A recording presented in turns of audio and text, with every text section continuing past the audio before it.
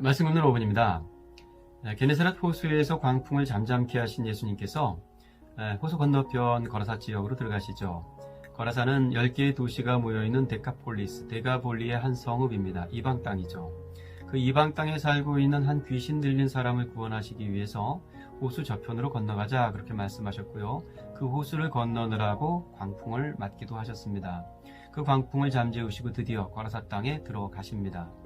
엘리야 시대의 사렙다 과부나 엘리사 시대의 나아만을 구원하셨듯이 잃은 자 중에 하나였던 이방인을 위한 예수님의 구원의 행보를 우리가 다시 보게 됩니다. 거라사 땅에 귀신 들린 사람이 예수님을 보자마자 달려나와 예수님 앞에 엎드려서 이렇게 부르짖습니다. 지극히 높으신 하나님의 아들 예수여. 호수를 뒤덮던 광풍을 잠재우셨을 때 제자들은 서로 물었습니다. 그가 누구이기에 바람과 물도 순종하는가 하고 말입니다. 제자들은 아직 예수님이 누구인지를 채다 알지 못했던 겁니다. 제자들이 채다 알지 못해서 물었던 질문, 그가 누구이기에를 귀신들이 귀신같이 알고 정답을 맞춥니다. 예수님의 정체를 이렇게 드러내죠. 지극히 높으신 하나님의 아들이라고 말입니다. 예수님의 정체를 정확히 알았지만 귀신은 실은 예수님과는 아무런 상관이 없었습니다. 예수여, 당신이 나와 무슨 상관이 있나이까? 잘 아는데 그럼에도 불구하고 상관없는 관계가 있습니다. 상관없이 아는 관계에는 순종의 의무라든가 보호의 책임 같은 것이 따르지 않습니다. 그래야 예수님께서 이 귀신에게 명합니다. 그 사람에게서 나가라고 말이죠. 그러자 이 귀신이 예수님께 부탁을 해요. 나를 괴롭히지 말라고 말입니다. 이건 재미있는 말입니다. 지금 누가 누구를 괴롭히고 있는 걸까요? 이 사람은 이 귀신에 의해서 수없이 많은 괴롭힘을 당하며 여기에 있습니다. 그 괴롭힘 당하는 한 사람을 구원하시기 위해서 예수님께서 거라사로 찾아오신 거죠. 귀신의 부탁, 귀신의 기도는 아무래도 낯설기 짝이 없습니다. 순종의 의무를 다하지 않는 관계, 그 관계에서의 간구라는 것은 어쩌면 귀신의 부탁과 크게 다르지 않은 것인지도 모르겠습니다. 하나님의 하나님 되심 앞에 나의 나됨이 있습니다.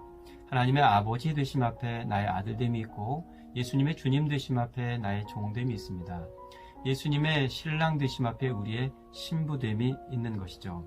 우리의 부탁은 이 관계 속에서의 간구, 구함이어야 합니다.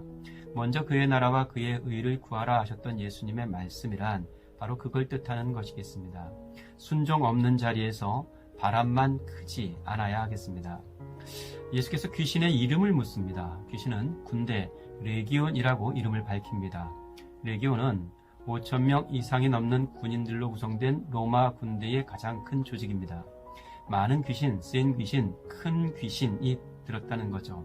근데 아무리 많고 아무리 크고 아무리 세도 지극히 높으신 하나님 아들 앞에서는 꼼짝을 못합니다. 그래서 자기를 무적행에 들어가게만 하지 말아달라고 예수님께 부탁을 하죠. 예수께서는 저 레기온을 그곳에 있는 돼지떼들에게 들어가게 하셨고 예수님의 명령이 떨어지자 돼지떼가 호수로 뛰어들었습니다. 돼지떼를 치던 사람들이 그 일을 지켜보고 마을로 뛰어들어가 자기들이 본 것들을 다 이야기해 줍니다. 마을 사람들이 어떻게 된 일인지를 보기 위해서 달려 나옵니다. 와서 보니 귀신 들렸던 사람이 멀쩡하게 예수님의 발치에 온전한 모습으로 앉아 있습니다.